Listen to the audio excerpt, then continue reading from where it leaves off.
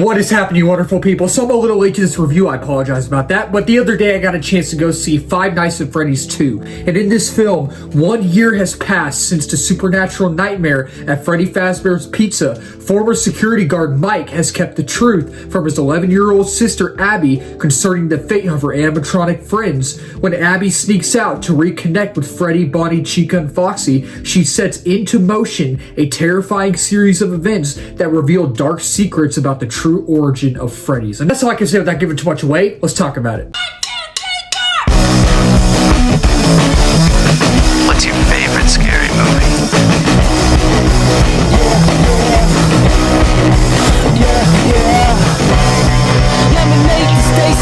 So again, I'm a little late to this review. I apologize about that. But when it comes to Five Nights at Freddy's, the films and the games as themselves, I really love Five Nights at Freddy's. I grew up playing the games. I'm a fan. I think I probably told this story to y'all before. I might have not. I don't remember. But I actually got in trouble when I was little because I was not supposed to be playing it. It was actually kind of a scary but humiliating, type thing, whatever, moment in my life. But it's a little thing.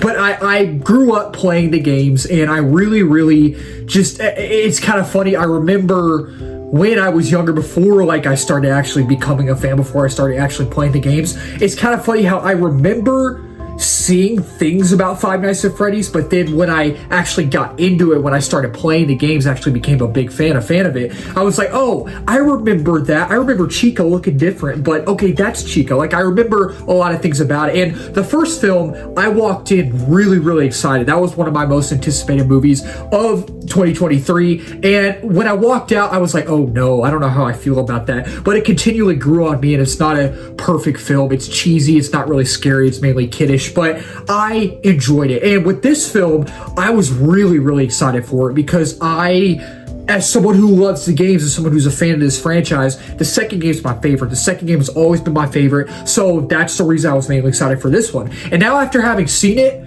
if you're a fan, I think you'll enjoy it. I enjoyed it, but it's not perfect. So if you're new to my channel, if you've been following my channel for a while, you know that I talk about my positives first and my negatives next. But even when I need to be negative, I will be positive. Even when I need to be positive, I will be negative. And while I did really enjoy this film, I did. As a fan, I'm trying to keep my bias aside. I'm trying not to be biased. But even then, I'm obviously going to give y'all an honest review. And I don't think this is a perfect film. It's not a perfect film. It does have a lot of issues. I think mainly the positives outweigh the negatives in my opinion, but I understand that a lot of people are not enjoying this film, and I understand why those people are not enjoying this film. But starting off with the positives, I really think this film surpassed my expectations. And again, like I said earlier, it is not a perfect film. I don't want y'all coming on here clicking on this video and be like, oh, he's saying this is like a 5 out of 5, 4.5 out of 5. No. I didn't even give the first one. I think I gave the first one maybe a 4 out of 5. I think it was a 4 out of 5. But this is not a magnum opus. This is not a masterpiece of a film. Even I know that. And I'm someone who found enjoyment out of the film. I really did enjoy it for the most part. And again, like I said, I really think it did surpass my expectations. And what I mean by that, what I mean when I say that, is the lore building in here is good, and the amount of lore that we do get in here is what I wanted to see. Like when it comes to the first film, we got some lore in there, we did, but it's not the amount that I wanted, right? So for the first film, all my expectations weren't really met. But when it comes to this film, talking about the lore, mainly talking about that, I feel like my expectations were met in here. And I do think it is a step up from its predecessor from the first film. I think it is way better than the first film. And before this one came out, Jason Blum was saying that they basically, him and all the people at Blumhouse, all the workers and people at Blumhouse, whatever, they all wanted to make this film better because they understand what didn't work in the first film. They understood what the fans didn't like in the first film. And I definitely think this is a step up from the first one. I definitely think they really sat down and they were like, hey, let's make this work, the things that didn't work in the first film, and let's see if we can make it work in this one. And it's much better. It's definitely much better. And, I do think it is more intense and more scary than the first one. It's intense, it's creepy, and I think there is some really great imagery in here. You get the marionette in here, and the marionette plays a prominent role in here, and, the marionette from the game is pretty creepy. She's pretty creepy. She is. she's really creepy in here. Like, I was like, there are a few times in here that I jumped. Like, when it comes to the first film again, I wasn't scared in the first film. I found it to be more kiddish. And like, when it comes to the first film, I didn't find it scary. Like, I honestly did not find it scary, and it just felt like it was for kids. It felt like it was a kid's movie. And this one is darker. It is a lot darker, and they do lead into some really dark things. You know, if you've played the games, if you know the lore, you know what I'm mainly talking about. And, you know, it's legit scary at times. And again, there's some great imagery in here. And again, I really did jump a few times, I should say. And I even think it's shot and directed well. And I even think all the performances in here are good. I think that Josh Hutcherson is really good in here. McKenna Grace is in here as well, which she doesn't have like a big role. But when you see the film, you'll understand why her character is in the film. I'm not going to give anything away, because if I do, it's kind of spoiler territory, you know. But Skeet Ulrich from the Scream franchise, he's in here. He plays Henry Emily, which is really cool. Again, he doesn't have a big role, but he's in here, and it was really cool to see him and Matthew Lillard in the same film again after, I don't know, what, 20-something years after the original Scream. And, you know, Matthew Lillard isn't in here much either, which is kind of one of my negatives. I'll touch on that in a little bit during the negative section. But Piper Rubio's good in here. Elizabeth DeLeo's good in here. And Megan Fox does the voice of Toy Chico, which is so random. And I even think the pacing in here is fine. It is one of those things, too, where I feel like if you're not a fan of the Five Nights at Freddy's franchise, if you did not like the first film, the pacing might be very slow to you. And I read reviews before I saw the film, before I saw it. I read reviews, people talking about the pacing, how bad it was. And honestly, maybe it drags at times, and I'll talk about that later in the negative section. I really didn't think the pacing was bad. I didn't think it was great or anything, but it was fine. It was fine for what it was. And as someone who did enjoy the first film, as someone who grew up with the games in this franchise, I was entertained. I really was entertained. I had fun. It's really one of those films where you could turn your brain off, you know. And it's one of those films where you just sit back and you have nothing else to do for the rest of the day, and you're just like, oh, that's stupid, but I had fun with how stupid that was, you know. And oh, that was a dumb decision by that character, but I'm just laughing at it, you know. And I really think that they definitely learned from their mistakes. They really did from the first film. And, you know, the twists and turns that we get in here honestly work. We get a few that really did work, and the lore building in here is good, and I think big fans will probably get a kick out of it. And, you know, since my favorite game out of all of them is the second one, I really had big expectations for this one, and I have to say I was semi-pleased by it. I was. And, you know, I think the opening scene is really good. The opening scene, it's just wait till you see it.